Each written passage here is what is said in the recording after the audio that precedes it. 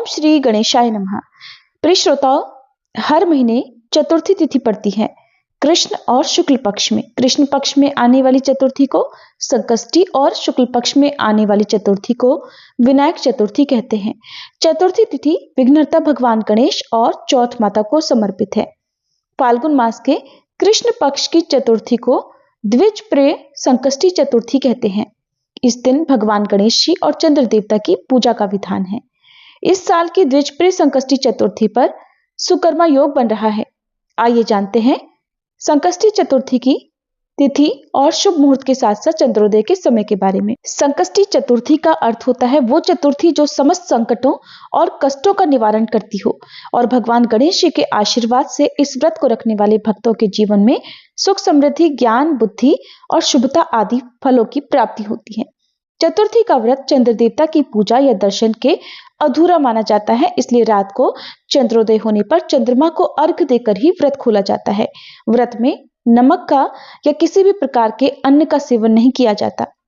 इस बार चतुर्थी तिथि 5 फरवरी गुरुवार को 12:10 AM से देखा जाए तो ये बुधवार की मध्यरात्रि देर रात 12 बजे के बाद का समय होगा। तब से चतुर्थी तिथि प्रारंभ हो रही है।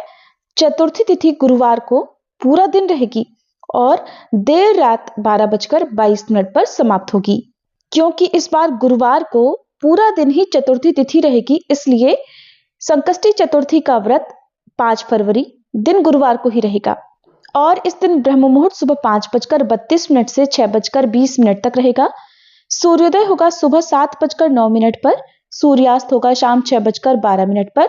अभिजीत मुहूर्त दोपहर 12:18 से 1:02 तक रहेगा।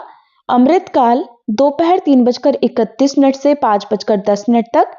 राहु काल दोपहर 1:30 बजे से 3 बजे तक रहेगा और इस दिन पूरा दिन ही सुकर्मा योग रहने वाला है।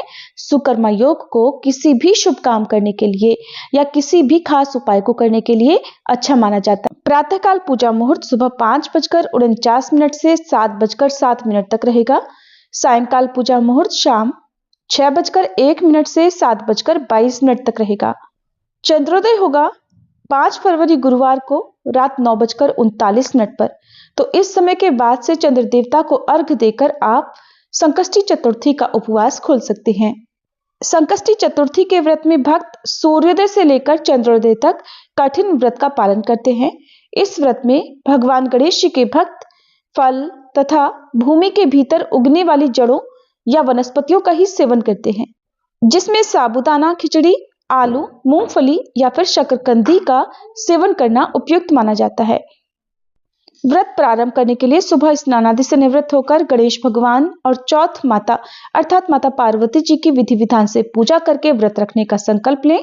दिन भर व्रत रखें और शाम के समय पूजा करें। जिनके यहाँ पर शाम के समय कथा श्रवण करने का नियम हो वो शाम के समय कथा पढ़े या सुने, नहीं तो सुबह के समय भी आप चतुर्थी की कथा पढ़ या सुन सकते हैं। और इस दिन भगवान गणेश जी को धूप, दीप, दूर्वा, नैवेद्य आदि अर्पित करके भगवान से अपने सभी संकटों के नाश के लिए, अपने परिवार में सुख शांति के लिए कामना करें। चौथ माता संतान की रक्षा करती हैं, उन्हें हर संकट से बचाकर दीर्घायु प्रदान करती हैं।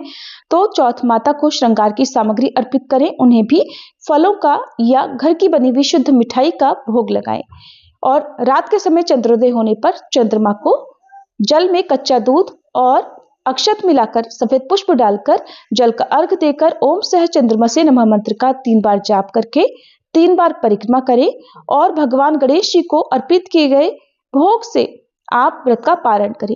भोग को प्रसाद रूप में ग्रहण करके पारण करने के बाद अगले दिन आप अन्न और नमक का सेवन कर सकते हैं।